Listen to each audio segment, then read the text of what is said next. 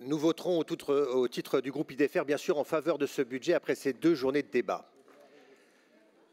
Ça fait 4 ans maintenant que j'ai l'honneur de siéger dans cette Assemblée et je trouve extraordinaire que notre opposition de gauche nous serve tous les ans la même soupe.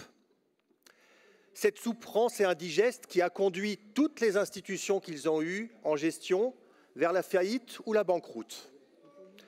Je prendrai en exemple, pour avoir échangé quelque temps avec mes collègues, de la situation financière et budgétaire de la ville de Paris, qui vient d'annoncer tout simplement que la capacité de désendettement était autour de 16 années. Et je m'inscris dans les propos de mon collègue Thierry Hebrecht pour confirmer, bien sûr, l'état calamiteux de cette commune. Alors je trouve extraordinaire que notre opposition de gauche continue à creuser le sillon qui mène à la banqueroute. C'est le sillon avec toujours plus d'augmentation d'impôts alors que notre pays est prêt à en crever, de continuer à sortir les mêmes marottes sur la coupe des subventions aux lycées privés, de réduire les budgets de sécurité, de réduire les subventions à l'économie quand notre pays est confronté maintenant quasiment quotidiennement à des problèmes de violence, quand notre économie est à plat et quand notre école en a bien besoin.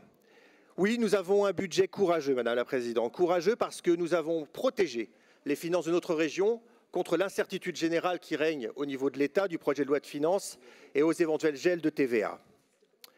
Croyez-moi, en tant qu'élu président de Rambouillet Territoire, une communauté d'agglomération de la Grande Couronne francilienne, je sais ce que veut dire faire certains choix difficiles.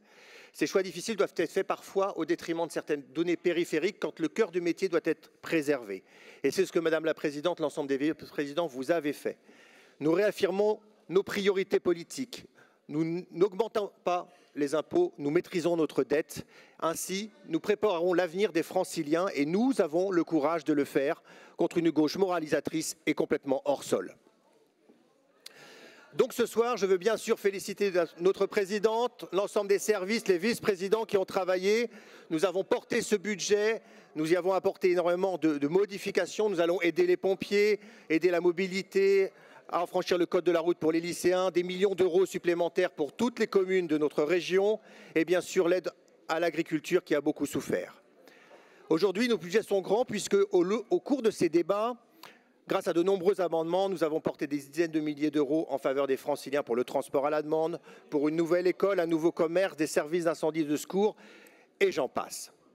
Mais je trouve formidable, et je vous livre la réflexion qui est la mienne depuis 4 ans, c'est que dans la série des amendements que nous avons vus tout à l'heure, cela ne serve qu'à servir des postures politiques, d'enregistrer des positionnements afin que vous puissiez vous en servir dans les réseaux sociaux, non pas dans le but de faire avancer la région ni d'améliorer la vie des Franciliens, mais simplement pouvoir utiliser ces tribunes, ces effets de tribune à des fins bassement politiciennes. Vous avez perdu, chers opposants de gauche, toute l'âme qui était celle de vos illustres prédécesseurs, et je peux le dire ainsi. Vous vous êtes dissous, vous êtes complètement perdus dans des calculs politiques de bas étage, et c'est ça.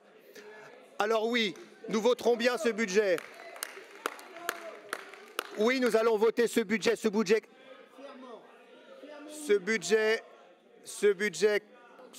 courageux et responsable de manière à anticiper les besoins de nos Franciliens. Vous pourrez compter sur nous pour que si la situation s'améliore, nous puissions réabonder un certain nombre de lignes que nous avons dû courageusement diminuer. Dans ces temps difficiles, nous prenons nos responsabilités. Et je sais encore pouvoir compter sur le courage de notre présidente, de l'ensemble des vice-présidents, pour assumer ces choix ambitieux et responsables. Je suis certain que les Franciliens nous donneront quitus de ce courage. Et je suis certain, Madame la Présidente, qu'en 2026, nous reprendrons Paris et en 2028, reprendrons la région.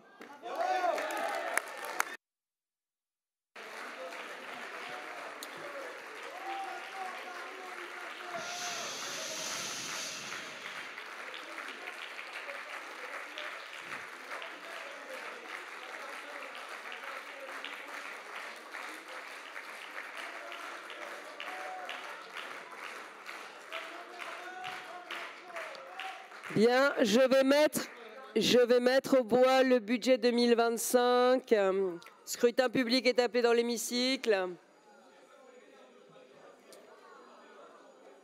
Je vais demander à M. Chiban et M. Gourland de venir scruter. Comme ça, M. Chiban pourra mesurer mon degré d'affection pour sa personne. Allez.